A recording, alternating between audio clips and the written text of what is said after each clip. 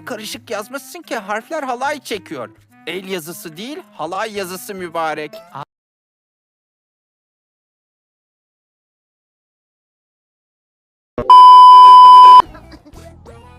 Olamaz.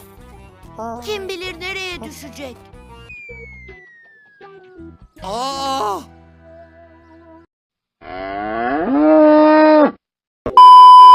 Katmanlarını güncelleyecek ve Konuş artık. Önemli bir şey değil çocuklar. Uçurtma kafama düştü o kadar.